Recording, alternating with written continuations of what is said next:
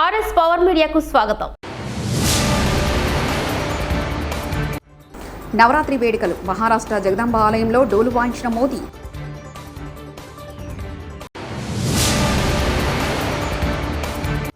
చేసిందంతా చేసి ఇప్పుడు తలవంచుకుంటే ఏం లాభం, మోదీపై రాహుల్ విసుర్లు.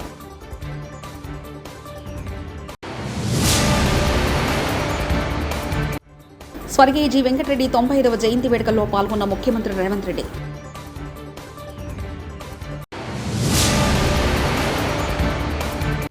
మహేశ్వర్ నియోజకవర్గం కందుకూరు రైతు ధర్నాలో మాట్లాడుతున్న బీఆర్ఎస్ వర్కింగ్ ప్రెసిడెంట్ కేటీఆర్.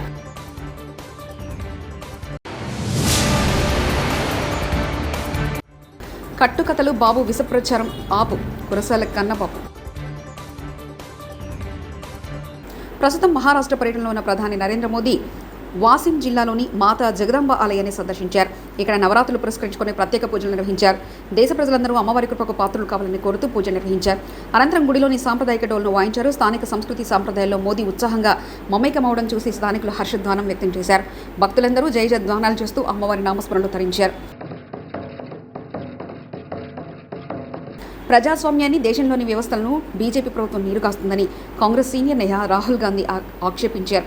ప్రజలను భయపెడుతూ రాజ్యాంగాన్ని, ఆయా సంస్థలను నాశనం చేస్తూ ఇప్పుడు ఛత్రపతి శివాజీ దగ్గర తలవంచి నమస్కరించడం వల్ల ఎలాంటి ప్రయోజనం ఉందని అన్నారు. కొల్హాపూర్లో శనివారం నాడు జరిగిన ఛత్రపతి శివాజీ విగ్రహావిష్కరణ కార్యక్రమంలో రాహుల్ పాల్గొన్నారు.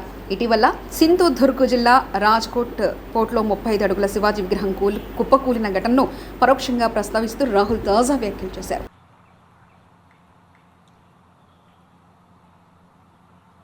आज हम यहाँ ये मूर्ति का इनॉग्रेशन कर रहे हैं. शिवाजी महाराज की. ये सिर्फ एक मूर्ति नहीं है. मूर्ति जब बनाई जाती है जब हम किसी व्यक्ति की विचारधारा को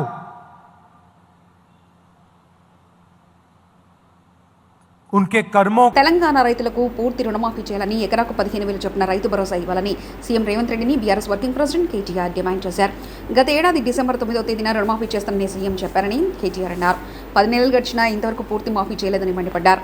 సీఎం మొదటి రోజే రుణమాఫీ ఫైల్పై సంతకం పెడతానని చెప్పారు. ఇటీవల రుణమాఫీ అంటూ ఉదరగొట్టారు తప్ప రైతులకు లబ్ధి చేకూర్చలేదని కేటీఆర్ ఆరోపించారు.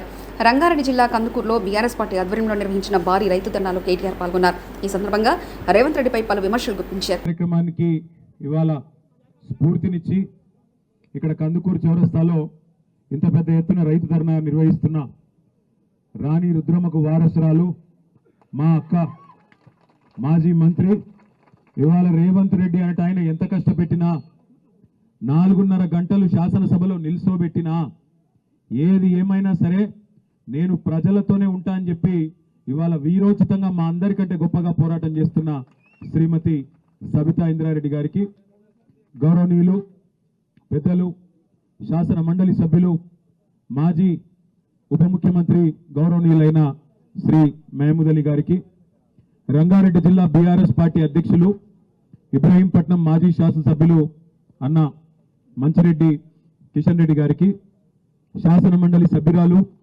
పెద్దలు గౌరవ దివంగత మాజీ. తిరుమల పవిత్రత, నమ్మకం కాపాడే పని చేయాలి. ఆంధ్రప్రదేశ్ ముఖ్యమంత్రి చంద్రబాబు నాయుడు అధికారులకు కీలక సూచనలు చేశారు. తిరుమల కొండపై గోవింద నామస్మరణ తప్ప మరో మాట వినిపించకూడదని స్పష్టం చేశారు. తిరుమల తిరుపతిలో ప్రశాంతతకు భంగం కలగకూడదని తేల్చి చెప్పారు. భక్తుల మనోభావాలకు సంబంధించి ఏ విషయంలోనూ రాజీ పడొద్దని కొండబద్దలు కొట్టారు. పద్మావతి అతిథి గృహంలో తిరుమల తిరుపతి దేవస్థాన అధికారులతో సీఎం చంద్రబాబు సమీక్ష నిర్వహించారు. సమావేశంలో మంత్రి Anam Ramanarayana Reddy, TTD EO, additional EO, ఇతర అధికారులు పాల్గొన్నారు. ఇక్కడ వెంకటేశ్వర స్వామి మహిమ కూడా ఉంది.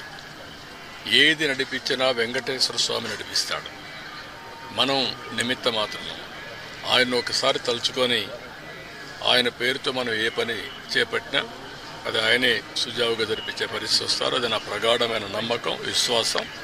అందుకే నేను నిద్రలేస్తే ఎప్పుడైనా సరే నాకు ఏ కష్టం వచ్చినా ఆయన ఒకసారి తలుచుకొని దానిపైన నిర్ణయం చేసుకుంటాను. ఆ నిర్ణయం ఎప్పుడు కూడా నేను తప్పు చేయకుండా ముందుకు పోయేదానికి ఉపయోగపడతా ఉంది. ఇక్కడుండే వాళ్ళు కూడా ప్రతి ఒక్కరూ ఇక్కడ పనిచేసే వాళ్ళు కానీ వచ్చే భక్తులు కానీ పవిత్రమైన భావంతో మీరు ఇక్కడ ఉండాల్సిన అవసరం ఉంది.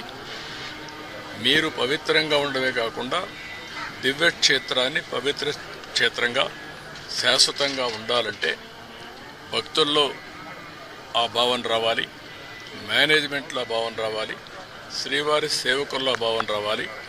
అందరం కలిసి మళ్ళీ దీన్ని ప్రపంచంలో ఉండే హిందువుల మనోభావాలకి ప్రతిబింబం వెంకటేశ్వర స్వామి టెంపుల్. అందరూ కూడా ఇక్కడ ఏం జరిగినా కూడా ఆలోచిస్తూ ఉంటారు.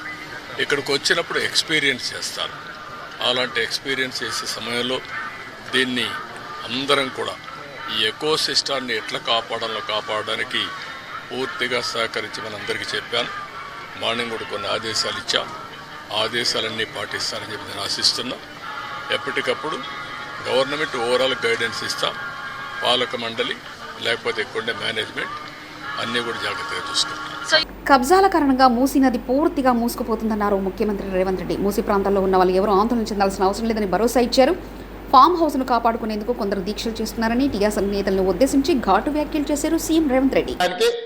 కాక వెంకటస్వామి గారు అందించిన సహకారం ఎంతో, వారి వల్ల బలపడి రాష్ట్రంలో ప్రభుత్వం వచ్చిన తర్వాత వారి జయంతి వర్ధంతులను అధికారికంగా నిర్వహించాల్సిన వాళ్ళు అసూయతోనో ద్వేషంతోనో నిర్వహించకుండా వదిలేసిండ్రు.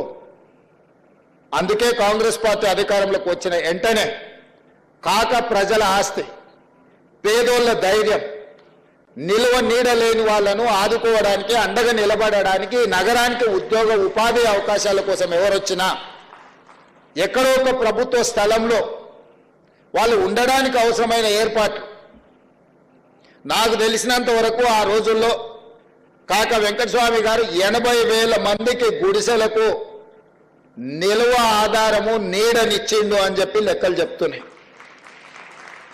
ఇవాళ ఒక్క ఇందిరమ్మ ఇల్లు ఇప్పిస్తేనే 100 సార్లు చెప్పుకుంటాం మనం. ప్రముఖ సినీ నటి కీర్తి సురేష్ ఖమ్మంలో సందడి చేశారు. వైరా రోడ్లోని ఓ షాపింగ్ మాల్ ప్రారంభోత్సవ కార్యక్రమంలో పాల్గొన్నారు. చీరలతో ఫోటోలకు ఫోజులు ఇచ్చారు. ఆమెను చూసేందుకు అభిమానులు పెద్ద ఎత్తున తరలివచ్చారు. అంతకుముందు మంత్రి తుమ్మల నాగేశ్వరరావు రిబ్బన్ కట్ చేసి షాపింగ్ మాల్ ప్రారంభించారు.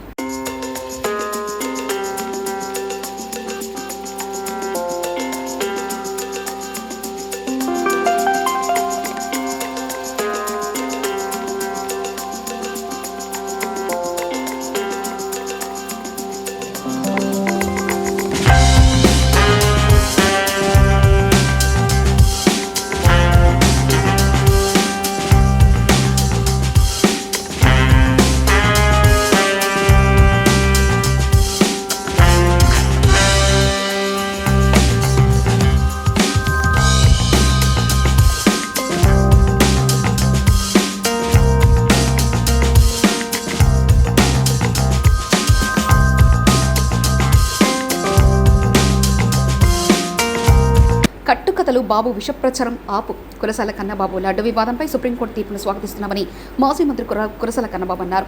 శనివారం ఆయన సమావేశంలో మాట్లాడుతూ ఈ తీరు చంద్రబాబుకు చెంపపెట్టన్నారు. దేవుణ్ణి రాజకీయాల్లో లాగొద్దని సుప్రీం స్పష్టం చేసింది. చెన్నైలోనూ అదేవిధంగా మరొక ల్యాబ్లోనూ 2 చోట్ల టెస్ట్ చేయిస్తే 2 వేరువేరు నివేదికలు ఎలా వచ్చాయి? ఒక చోట కల్తీ జరిగిందని, మరొక చోట జరగలేదని. ఎందుకు ఈ విధంగా వ్యత్యాసాలు వచ్చాయి? కేంద్ర క్వాలిటీ కంట్రోల్ ఏజెన్సీ పరిశోధనా ఫలితాలు ఎందుకు విడుదల చేయట్లేదని కూడా ఆ రోజు అడగడం జరిగింది. నేనేం చెప్తా ఉన్నానంటే, ఇవాళ సిట్ వేశారు. సిబిఐ ఆధ్వర్యంలో సిట్ని కొత్త విచారణ కమిటీని సుప్రీంకోర్టు నియమించిన తర్వాత 2 సిబిఐ అధికారులు, 2 రాష్ట్ర ప్రభుత్వ అధికారులు, అదేవిధంగా ఫుడ్ సేఫ్టీ అథారిటీకి సంబంధించిన అధికారితో కలిపి 5గురితో ఒక కమిటీని నియమించి దీంతో ముందుకెళ్ళమని చెప్పింది.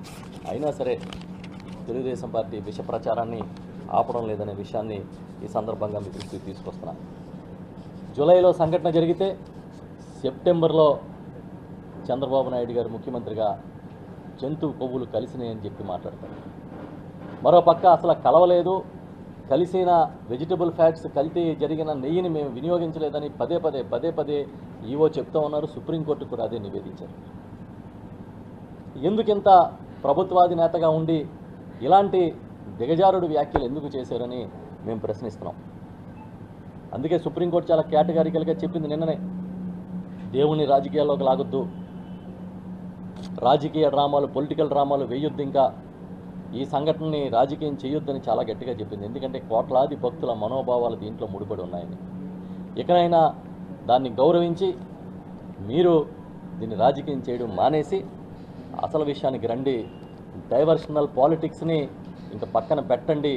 మీరు లడ్డూతో ఏమేమి ఇది అరాచక ఆంధ్రప్రదేశ్గా మారిందని వైఎస్ఆర్సీపీ మహిళా విభాగం అధ్యక్షురాలు కళ్యాణి మండిపడ్డారు. కూటమి ప్రభుత్వం పాలనలో రోజురోజుకు రాష్ట్రంలో మహిళలపై హత్యలు, లైంగిక దాడులు పెరిగిపోతున్నాయని ఆగ్రహం వ్యక్తం చేశారు. శనివారం అమన్ మీడియా సమావేశంలో మాట్లాడుతూ సీఎం చంద్రబాబు సొంత జిల్లాలో మహిళలు సేవలవుతున్నారని ఆమె మండిపడ్డారు. మరి ఉండదా? గత 4 నెలల్లో చూస్తుంటే రోజుకొక సంఘటన, చాలా భయంకరమైన పరిస్థితులు ఈ రాష్ట్రంలో కొనసాగుతూ ఉన్న పరిస్థితి చూసాం. నిజం చెప్పాలంటే పక్కనే ఉన్న మదనపల్లిలో మనం చూసాం ఆ రోజు సబ్ కలెక్టర్ ఆఫీస్లో ఫైల్స్ దగ్ధమైపోతే, అగ్ని ప్రమాదం జరిగితే డీజీపీ గారిని, అలాగే సిఐడి చీఫ్ని, అలాగే రెవెన్యూ స్పెషల్ సెక్రటరీ గారిని, వీళ్ళందరినీ స్పెషల్ హెలికాప్టర్ వేసి సీఎం గారు పంపించారు. మరి ఈ సంఘటన జరిగింది ఆదివారం, కనిపించకుండా పోయింది. బుధవారము మృతదేహం దొరికింది. ఇప్పటి వరకు ఆ హంతకుల్ని పట్టుకోలేదు. మరి ఎందుకు కనీసం సీఎం గారు వెళ్ళి ఆ కుటుంబానికి ఓదార్పునివ్వచ్చు కదా? ఎందుకు చేయలేదు? ఏమో పోనీ హోమ్ మినిస్టర్ గారినో డీజీపీ గారినో పంపొచ్చు కదా, ఒక ధైర్యం ఇవ్వచ్చు కదా. ఇన్ని సంఘటనలు జరుగుతున్నాయి ఈ రాష్ట్రంలో. అంటే కాలిపోయిన ఒక పేపర్స్కున్న విలువ ఈ రాష్ట్రంలో ఆడపిల్లల మాన ప్రాణాలకు ఈ కూటమి ప్రభుత్వంలో లేదు అనే విషయం క్లియర్. నల్గొండ జిల్లా తిరుమలగిరి మండలం నెల్లికల్లో అన్ని రకాల భూ సమస్యల పైలట్ ప్రాజెక్టులో రైతులంతా ముఖాముఖి కార్యక్రమంలో పాల్గొన్న రెవెన్యూ శాఖ మంత్రి పొంగులేటి శ్రీనివాసరెడ్డి, మాజీ మంత్రి జానారెడ్డి, ఎమ్మెల్యేలు జైవిరెడ్డి, బిఎల్ఆర్, జిల్లా కలెక్టర్ నారాయణ రెడ్డి, అదనపు కలెక్టర్ శ్రీనివాస్. నేరుగా మీతో కనుక్కోవడానికి ఈరోజు సాగర్ మండలంలోని నెనికల గ్రామానికి జస్ట్ ఒక శాంపుల్ విలేజ్ పెట్టాం సార్. చింతలపాలెం విలేజ్లో అంటే మనకి ఎక్కువ ఎక్స్టెంట్ ఉన్నది ఇదే విలేజ్లో సార్. దాన్ని తీసుకున్న సార్ ఒకటి సర్వే నెంబర్ 12 అనేది 967 acres సార్. దాంట్లో రాజ్యానికి వచ్చాం. కొండా సురేఖ వ్యాఖ్యలను తప్పుపట్టిన పోసాని కృష్ణమురళి. మంత్రి కొండా సురేఖ అలా వ్యక్తిగత వ్యాఖ్యలు చేయడం సరికాదు. నాగార్జున మంచి వ్యక్తి, అలాంటి వ్యక్తి కుటుంబంపై మంత్రి కొండా సురేఖ అనుచిత వ్యాఖ్యలు చేయడం తప్పు. అలాగే రకుల్ ప్రీత్ సింగ్ అనే నటి పెళ్లి చేసుకుంది, తనపై ఇప్పటికీ వ్యాఖ్యలు చేస్తున్నారు. అది మంచి పద్ధతి కాదు. కొండా సురేఖ బహిరంగంగా ప్రెస్ మీట్ పెట్టి క్షమాపణ చెప్పాలంటూ పోసాని కృష్ణమురళి వ్యాఖ్యానించారు. మంచి మనిషి కొండా సురేఖ గారు. రియల్లీ ఐమ్ టెల్లింగ్ యూ, చాలా హంబుల్గా ఎప్పుడు నవ్వుతూ ఉంటుంది, ఫ్రెండ్లీగా ఉంటుంది, చాలా మంచి ఆమె. మరి ఎందుకు నోరు జారిందో అది ఆ మేడమే ఆలోచించుకోవాలి. బట్ జారిన అన్బేరబుల్ కామెంట్, అది చాలా తప్పు.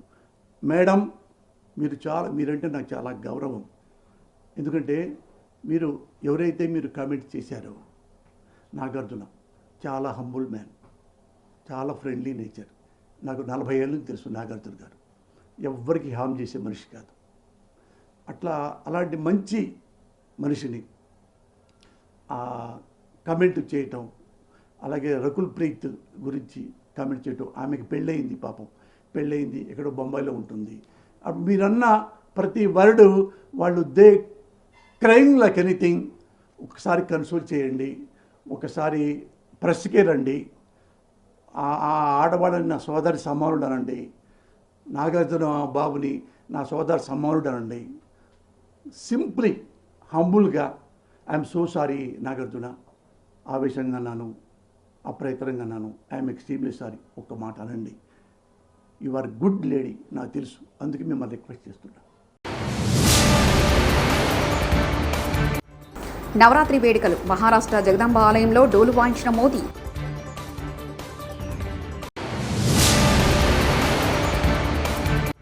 చేసిందంతా చేసి ఇప్పుడు తలవంచుకుంటే ఏం లాభం? మోదీపై రాహుల్ విసుర్లు.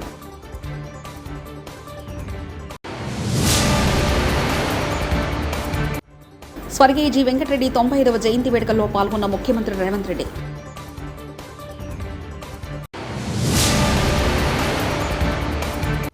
మహేశ్వర్ నియోజకవర్గం కందుకూరు రైతు ధర్నాలో మాట్లాడుతున్న బీఆర్ఎస్ వర్కింగ్ ప్రెసిడెంట్ కేటీఆర్.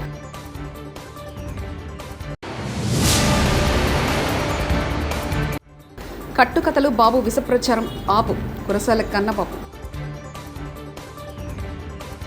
మరిన్ని న్యూస్ కోసం చూస్తూనండి RS పవర్ మీడియా.